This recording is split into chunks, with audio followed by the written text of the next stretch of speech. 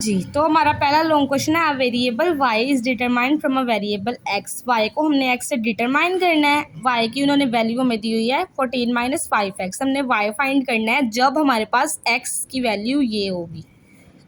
और अब हमने y फाइंड करना है। यहाँ मैंने क्वेश्चन सॉल्व किया है, y की वैल्यू है ये और y हमने फाइंड करना है और ये x की वैल्यू है। इनको ऐड करेंगे तो x की वैल्यू आएगी 9। y equals to 14 - 5x। x की वैल्यू पुट की 14 - 45, 5 9 ज़ा 45। अब इनको माइनस किया तो y - 31। y का आंसर 31 आ गया। लॉन्ग क्वेश्चन सॉल्व हो गया। पहला सिर्फ इतना सही था। दूसरा है हमारे पास, दूसरा लॉन्ग क्वेश्चन दिया है, उसके अंदर हमने स्टेप डेविएशन का मेथड यूज़ करना है और स्टेप डेविएशन के लिए ग्रुप से अनग्रुप से फॉर्मूला होता है ये, और ये ग्रुप का फॉर्मूला होता है। ठीक है, अब हमने स्टेप डेविएशन मेथड से उन्होंने बताया हुआ है कि given that u equals to x minus 85 divided by 5, find arithmetic mean by the following by using step deviation method. Arithmetic mean find करना है स्टेप डेविएशन का मेथड यूज़ करके। ये उन्होंने हमें u की वैल्यू दी है और ये फ्रीक्वेंसी दी है। यहाँ पे मैंने u की वैल्यू लिखी, यहाँ पे फ्रीक्वेंसी लिखी। u की वैल्यू को ऐड किया तो 5 आ गया आंसर। फ्रीक्वेंसी की वैल्यू को ऐड किया तो 79 आ गया। इसकी सारी वैल्यूज़ को ऐड करके 79 बन रहा है। और f को u से मल्टीप्लाई किया तो -4, 6 3 ज़ा 18, -18, 8 2 ज़ा 16, माइनस का 16, -10, 12 0 ज़ा 0, 15 12, 15 16 10। इनको ऐड किया तो 20 आ गया। अब उन्होंने कहा है क्वेश्चन में कि u equals to x minus 85 over 5। अब ये जो 85 है ना, ये हमारे पास हमेशा होता है a।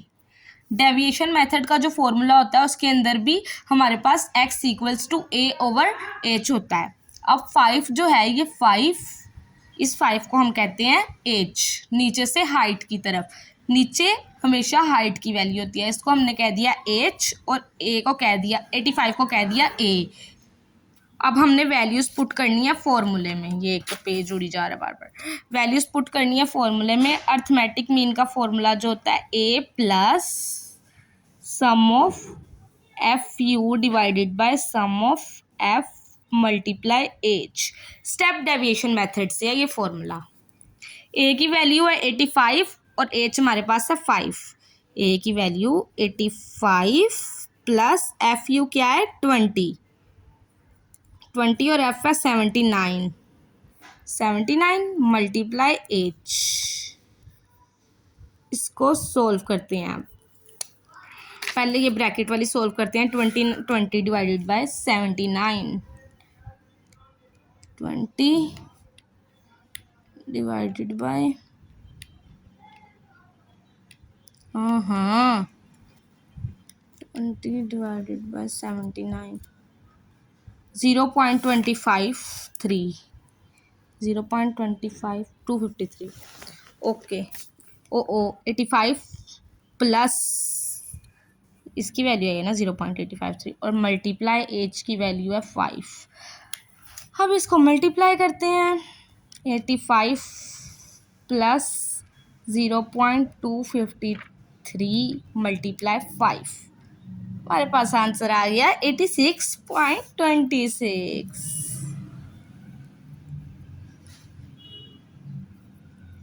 ये हमारा क्वेश्चन सॉल्व। यस, देखो अगेन, ये u की वैल्यू दी थी, ये f की वैल्यू दी थी। f और u को मल्टीप्लाई किया अकॉर्डिंग टू फॉर्मूला, क्योंकि फॉर्मूले के अंदर एफ यू है। सम ऑफ f फाइंड किया, सम ऑफ एफ यू फाइंड किया क्वेश्चन में पुट करने के लिए। और उन्होंने हमें क्वेश्चन में गिवन दिया हुआ है कि x equals to u equals to x minus 85 divided by 5। a को हमने इक्वल कर लिया 85 की, क्योंकि ये x के साथ वाली जो वैल्यू होती है स्टेप डेविएशन मेथड में जो हमें फॉर्मूले में गिवन की होती है वो हमेशा a होती है और नीचे वाली वैल्यू हमेशा हाइट होती है। इसीलिए हमने इसको h को 5 कह दिया और a को 85 कह दिया और यहाँ पे अपने क्वेश्चंस में पुट करके वैल्यू सॉल्व कर लिया। ओके, अब देखो ये एग्जाम्पल नंबर 3.8। इसके अंदर उन्होंने हमें क्लास बाउंड्रीज दी हैं। हमने इसके अंदर जो है ज्योमेट्रिक मीन फाइंड करना है। क्लास बाउंड्रीज उन्होंने दी हैं 0 to 4, 4 to 8, 8 to 12, 12 to 16, 16 to 20, 20 to 24, 24 to 28।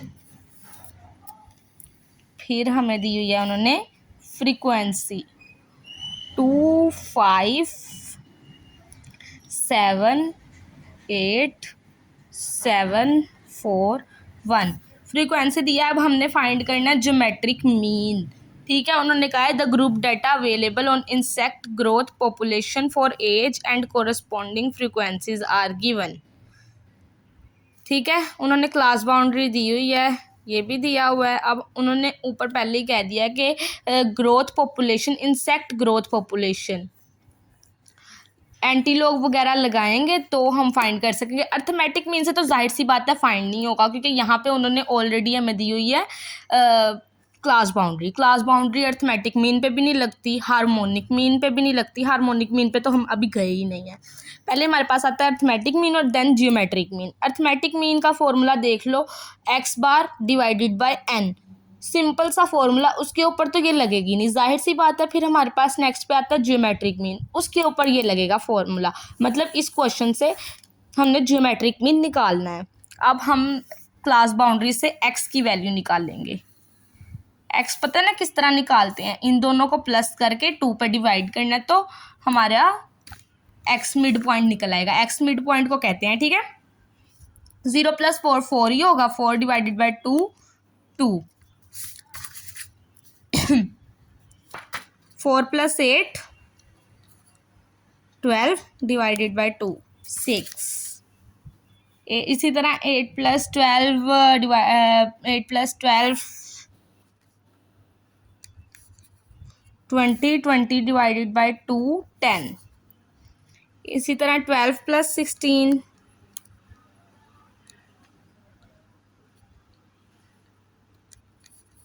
28, 28 divided by 2 14। फिर इसी तरह आगे 16 + 20 डिवाइडेड बाई 2 18। इसी तरह 20 + 24 डिवाइडेड बाई 2 22। यहाँ पे गलत हो गया, 24 + 28 डिवाइडेड बाई 2 26। एक्स फाइंड हो गया, मतलब मिड पॉइंट हमने निकाल लिया। अब जियोमेट्रिक मीन का फॉर्मूला तो आना चाहिए ना फ्रीक्वेंसी से। फ्रीक्वेंसी के बगैर तो हम लिखते हैं एंटीलॉग, लॉग ऑफ एक्स और डिवाइडेड बाय एक्स। अब फ्रीक्वेंसी से हम लिखते हैं एंटीलॉग, ब्रैकेट में सम ऑफ एफ, क्योंकि फ्रीक्वेंसी दी हुई है उन्होंने, log of X divided by N.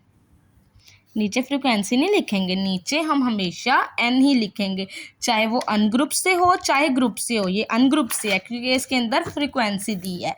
जिस भी फॉर्मूले के अंदर, क्वेश्चन के अंदर फ्रीक्वेंसी दी होगी, मतलब उसके अंदर अनग्रुप का फॉर्मूला लगेगा। ये अनग्रुप का फॉर्मूला है और ये है अनग्रुप्ड का। और ग्रुप से मैं बताती हूँ geometric mean, antilog, log of x divided by n। ये है हमारा ग्रुप मेथड से फॉर्मूला। ये फॉर्मूला है ग्रुप मेथड से। ठीक है, मेरा पाँव टूट गया। अब हमने जो है इसको सॉल्व करना है। अब आगे हमें चाहिए पहले log ऑफ x, बाद में आप log ऑफ x फाइंड करेंगे ना, पहले log ऑफ x तो मिल जाए क्वेश्चन सॉल्व करने के लिए। log ऑफ x, x का log फाइंड करेंगे। log of 2, hi log of 2 0.30 0.3010, log of 6 0.7781, log of 10 1 1.000। Zero zero zero point के बाद पॉइंट लाजमी लगाना है ना, तो आंसर 1 आया है log ऑफ 10 का, तो आगे ज़ीरो ज़ीरो लगा दो, लगाने तो लगा दो, नहीं लगाने तो ना लगाओ, अपनी मर्जी है। log ऑफ 14 1.1461, इसी तरह इसका है 1.2553, इसका है 1.3424, इसका है 1.4150। log ऑफ x फाइंड हो गया। अब हमने फाइंड करना है f log of x, f log of x, frequency का log ऑफ x, ठीक है। मतलब फ्रीक्वेंसी को log ऑफ x से मल्टीप्लाई करेंगे। ये नहीं करना कि आपने फ्रीक्वेंसी और इसका log ऑफ x, ऐसे नहीं, आपने सिंपल फाइंड करना है। मतलब फ्रीक्वेंसी की जो वैल्यू है ना, इसको हमने log ऑफ x से मल्टीप्लाई कर देना है, डेट्स इट, क्योंकि यहाँ पे मल्टीप्लाई का निशान है, आपस में ये मल्टीप्लाई हो रहे हैं, इन दोनों को हमने मल्टीप्लाई करना है। तो 2 मल्टीप्लाई 0.310, ठीक है ना, 3010, 2 मल्टीप्लाई 0.3010, 0.602,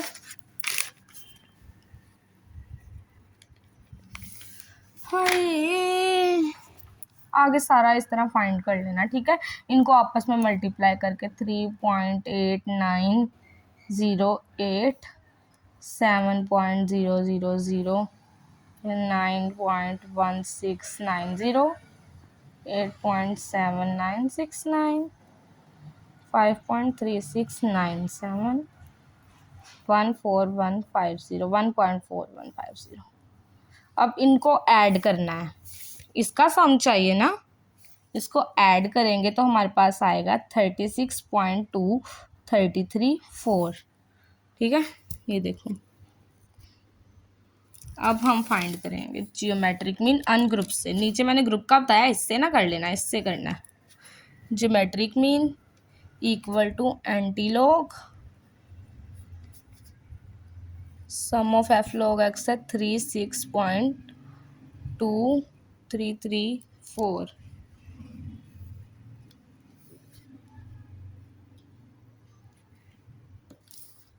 ये एन की जगह यहाँ पे हमें क्लास बाउंड्री दिया है ना, तो हम क्लास बाउंड्री तो फाइंड नहीं करेंगे। इस एन का मतलब है सम ऑफ एफ, ठीक है। अब सम ऑफ एफ जो इसका है वो 34 है, सम ऑफ एफ लिखना है इस एन की जगह। इस एन का मतलब सम ऑफ फ्रीक्वेंसी ही है, आप सम ऑफ फ्रीक्वेंसी भी लिख सकते हो, ज़रूरी नहीं है आपने सम ऑफ एन ही लिखना है, आप सम ऑफ फ्रीक्वेंसी भी लिख सकते हो, क्योंकि आपने एंड पे तो क्लास बाउंड्री थोड़ी ना आपस में प्लस होके यहाँ पे नीचे आएगी, या हमें उन्होंने एन दिया हो, कोई फ्रीक्वेंसी है ना हमारे पास एन, तो हमने इसका ये सम लिखना है 34। जियोमेट्रिक मीन, इसको डिवाइड करेंगे तो हमारे पास आएगा 1.0657। अब इसका एंटी लॉग लेंगे, एंटी लॉग लेते हैं शिफ्ट लॉग 1.0657, 11.633, यस 632 या ये 633, ये सही है आंसर, 11.6329 आंसर। एक और क्वेश्चन सॉल्व हो गया। अब नेक्स्ट करते हैं जी, अब हम ये मीडियन वाला करेंगे, क्वार्टाइल वाला, ठीक है। ये है example 3.22, calculate the quartiles for the following frequency distribution. Class boundary दी है, फ्रीक्वेंसी दी है, ठीक है। अब ये लिखते हैं हम, class boundary 85.5 to 90.5, 90.5 to 95.5, 95.5 to 100.5, 105.5, 105.5 to 11, 0.5 1 1 0.52 1 1 5.5 class boundary होगी। ये फ्रीक्वेंसी 6 4 10 6 3 1। अब हम क्वार्टाइल्स फाइंड कर रहे हैं ना, क्वार्टाइल, कैलकुलेट द क्वार्टाइल। तो इसके लिए हमें हमेशा हमेशा जस्ट क्लास बाउंड्री भी दी होती है, फ्रीक्वेंसी भी दी होती है। हमने क्यूमुलेटिव फ्रीक्वेंसी फाइंड करके तो इसको सोल्व करना होता है। क्यूमुलेटिव फ्रीक्वेंसी में पहली वैल्यू ऐसे ही, अब इस वैल्यू में इसको ऐड करना है। 6 और 4 10, अब इन दोनों को ऐड करेंगे। 10 और 10 20, फिर इन दोनों को 26, फिर इन दोनों को 26 27 28 29, फिर इन दोनों को ऐड करेंगे 30। ठीक है, ऐसे क्यूमुलेटिव फ्रिक्वेंसी फाइंड होती है। अब देखो यहाँ पे यही है ना, यस हमने सही फाइंड किया। अब क्या कहा है उन्होंने यहाँ पर कि उन्होंने कहा है Q1 Q2 और Q3 फाइंड करना है। हम इसमें से किसी को भी Q1 लेट कर सकते हैं, किसी को भी Q2 और किसी को भी Q3। अब हमने इस वैल्यू को लेट कर लिया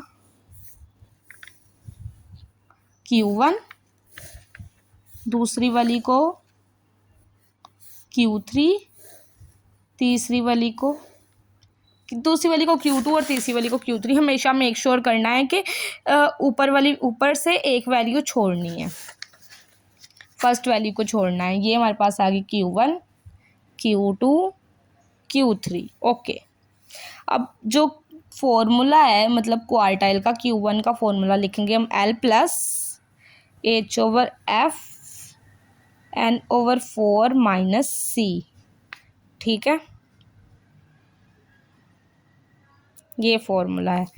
अब हम Q1 फाइंड कर रहे हैं ना, तो हमने L पहले फाइंड करना है। L हम इस वैल्यू को कहते हैं, हमेशा इस वैल्यू को, क्लास बाउंड्री की फर्स्ट वैल्यू को हमेशा हम L कह देते हैं। ठीक है, और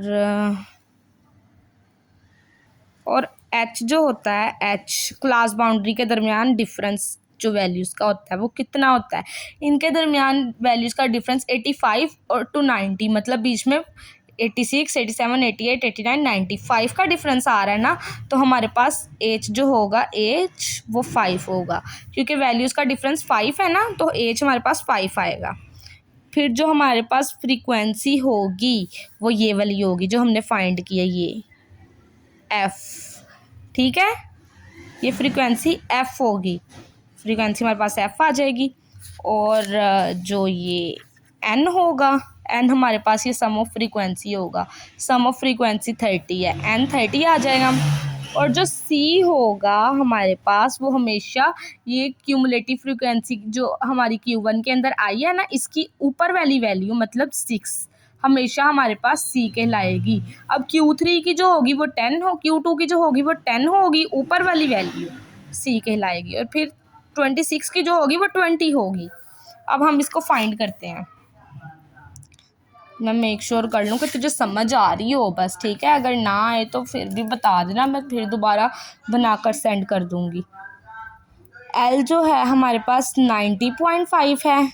H हमने क्या कहा, इन वैल्यूज़ का डिफरेंस, तो डिफरेंस हमारे पास है 5 और फ्रीक्वेंसी है हमारे पास 4।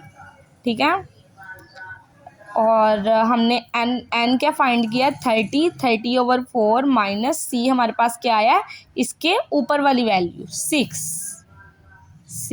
अब पहले हम ब्रैकेट वाली वैल्यू सोल्व करते हैं। ठीक है, 30/4 मल्टीप्लाई 6, ओह सॉरी 30/4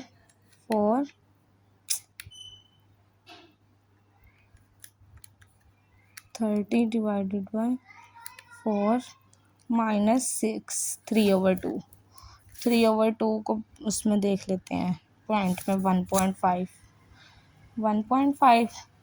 अब इधर 90.5 प्लस 5/4, 5 डिवाइडेड बाई 4 1.25 1.25 मल्टीप्लाई 1.5, 1.25 को मल्टीप्लाई करते हैं 1.5 से, 1.875 प्लस 1.875। अब इसमें 90.5 को प्लस करते हैं, 90.5, 92.37, ये आंसर आ रहा हो, यस 92.37। Q1 का आंसर आ गया हमारे पास 92.37। Q1 हमने फाइंड कर लिया है, अल्हम्दुलिल्लाह अल्हम्दुलिल्लाह। अब हम फाइंड करेंगे Q2। Q2 के लिए हम फॉर्मूला लगाएंगे L प्लस H/F। Q2 पहले Q1 था ना, n के साथ हमारे पास कोई वैल्यू नहीं थी, क्योंकि 1 हमेशा 1 के साथ मल्टीप्लाई होकर वैल्यू 1 में ही आती है। तो इधर हम लिखेंगे 2n डिवाइडेड बाय, ऐसे है ना, हाँ, divided by 4 minus c। Q2 का ये फॉर्मूला होगा। Q2 के फॉर्मूले में हमने यहाँ पे Q2 क्या लेट किया है, ये L हमारे पास 95.5 होगा, फ्रीक्वेंसी हमारे पास 10 होगी, और जो C की वैल्यू होगी वो हमारे पास वो भी 10 ही होगी। 20 से ऊपर वाली वैल्यू हमेशा क्यूमुलेटिव फ्रीक्वेंसी होगी, और एज तो 5 ही देगा क्योंकि इसका डिफरेंस 5 है। L हमारे पास है 95.5, एच हमारे पास है 5, फ्रीक्वेंसी हमारे पास है 10, 2, n की वैल्यू हमारे पास 30 है, 4 माइनस 10।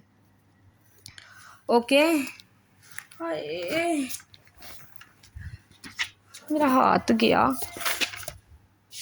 Q2 जो है वो मैंने फाइंड कर दिया, अब मतलब वैल्यूज पुट कर दी हैं Q2 की, ठीक है। ये सेट कर ले ईमान। अब हम इसको सॉल्व करेंगे। Q2 इक्वल्स टू 95.5 प्लस 5/10 वैसे ही लिख देना है, फिर ब्रैकेट वाला सॉल्व करना है। 2 multiply 30 divided by 4, 15 minus 10। Q2 equal to 95.5 plus 5/10 क्या होता है, 1/2 माइनस मतलब 0.5, ठीक है। अब इसमें से 15 में से 10 जाएँ तो 5। Q2 इक्वल्स टू 0.5 को मल्टीप्लाई करना है 5 से, आ जाएगा आंसर 2.5। अब 2.5 के अंदर प्लस करने हैं 95.5, 95.5 आंसर आ गया, प्लस 2.5 आंसर। पहले मैं देख लूँ, Q2 का आंसर आ गया 98। यस, Q2 हमारे पास है 98, ये देख लो जी, Q2 है 98। अब हमने फाइंड करना है Q3। Okay, now Q3 equals to L plus H/F 3n/4 minus C, ठीक है। Q3 इक्वल टू, Q3 के अंदर हमारे पास L होगा 100.5, H हमारे पास 5 ही होगा, 5 का डिफरेंस, फ्रीक्वेंसी होगी हमारे पास 6, और क्यूमुलेटिव फ्रीक्वेंसी होगी वो 26 के ऊपर वाली 20, ठीक है। ये हमारे पास क्यूमुलेटिव C होगा हमारे पास, और N की जगह तो 30 आएगा, L की जगह 100.5 प्लस H हमारे पास 5 है, और फ्रीक्वेंसी हमारे पास है 6, 3, N की जगह 30 डिवाइडेड बाय 4 माइनस ये है हमारे पास 26 के ऊपर वाली। अब हम पहले ब्रैकेट वाला सॉल्व करते हैं। 330 divided by 4, 22.5। Q3 equals to 100.5 plus 5/6, 22.5 minus 20, ठीक है। -20 2.5 Q3 equals to 100.5 प्लस 5/6 को फाइंड करते हैं 0.83 0.8333 और ब्रैकेट में हमारे पास 22.5 माइनस 20 2.5 2.5 को इससे मल्टीप्लाई करना है मल्टीप्लाई 0.8333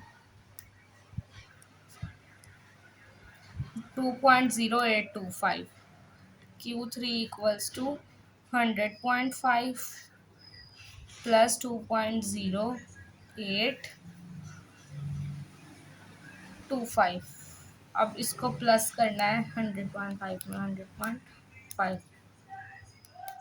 102 Q3 आ गया हमारे पास 102.58 आंसर इधर भी देख लेते हैं Q3 यही है ना Q3 ये देखो 102.58 याहू